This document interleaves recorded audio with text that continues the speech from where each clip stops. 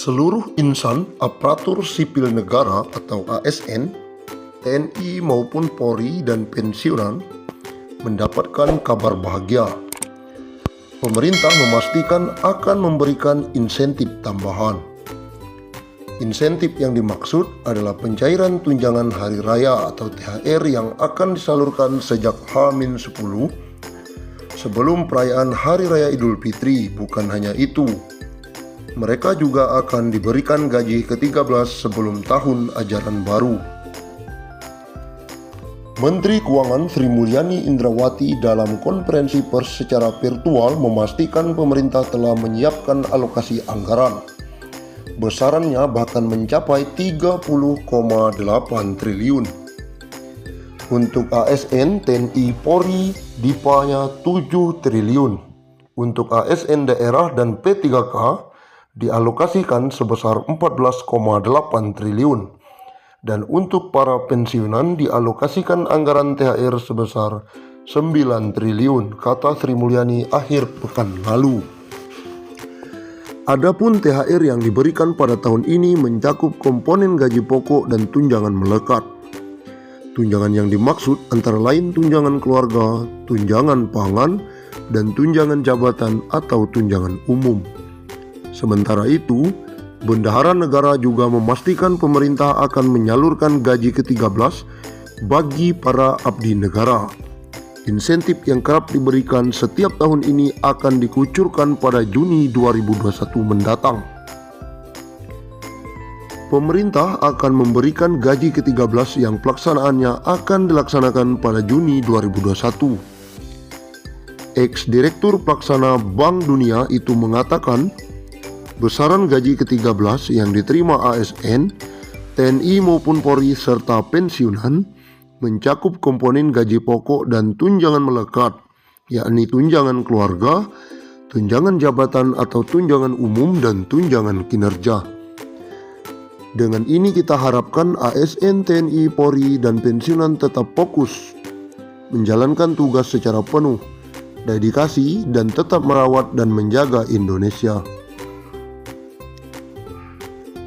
Berikut besaran THR dan gaji 13 tahun 2021 kepada pimpinan, anggota, dan pegawai non-pegawai aparatur sipil negara berdasarkan Peraturan Menteri Keuangan Nomor 42-PMK.05-21. Pimpinan dan anggota lembaga non-struktural, ketua atau kepala atau dengan sebutan lain Rp9.592.000, wakil ketua atau wakil kepala atau dengan sebutan lain Rp8.793.000, sekretaris atau dengan sebutan lain Rp7.993.000, anggota Rp7.993.000, pejabat eselon 1 atau pejabat tinggi utama atau pejabat pimpinan tinggi madya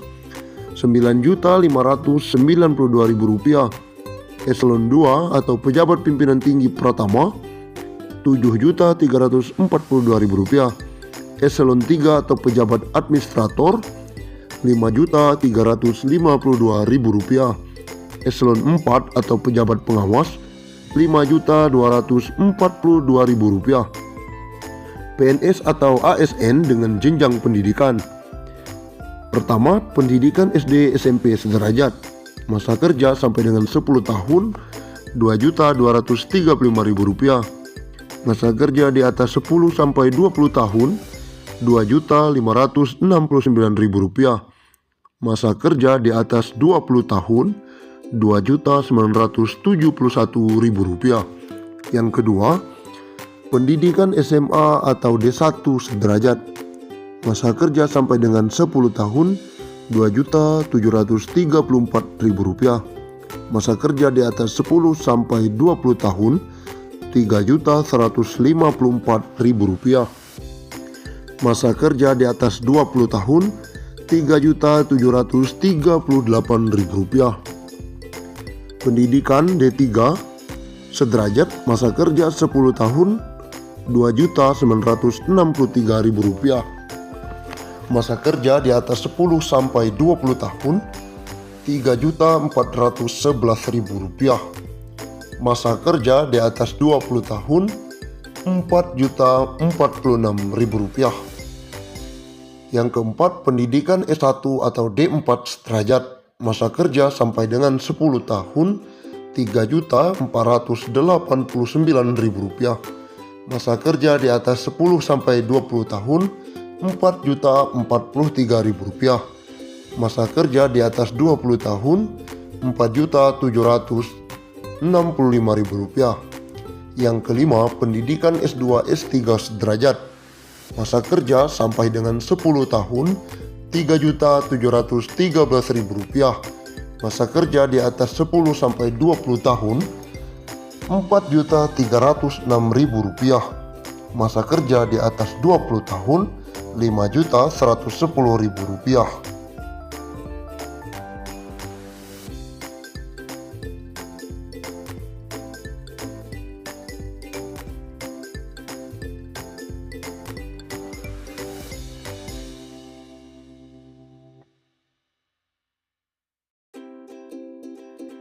Gaji ke-13 pensiunan 2021 cair pada bulan Juni 2021 tanpa tunjangan kinerja atau TUKIN. Hal itu sebagaimana diungkapkan Menteri Keuangan atau Menq RI Sri Mulyani. Pemerintah akan memberikan gaji ke-13 yang pelaksanaannya akan dilaksanakan pada Juni 2021, ujar Sri Mulyani.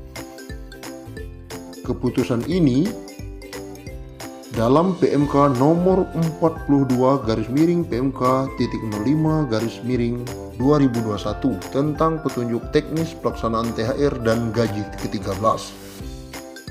Berdasarkan PMK itu, selain gaji ke-13, mereka juga akan mendapatkan THR. Namun untuk THR ini belum ada penjelasan lebih lanjut dan detail dari pihak pemerintah. Adapun ASN yang berhak mendapatkan THR dan gaji ke-13 antara lain PNS dan CPNS, P3K, prajurit TNI, anggota Polri, dan pejabat negara. Sri Mulyani menyampaikan, seperti halnya tahun lalu, gaji ke-13 tahun ini juga tidak akan disertai dengan tunjangan kinerja. Meski begitu, Sri Mulyani berharap penghapusan komponen tunjangan kinerja ini tidak mempengaruhi fokus PNS, TNI, dan Polri dalam melaksanakan tugas dan menjaga Indonesia. Lantas, berapa besaran tunjangan kinerja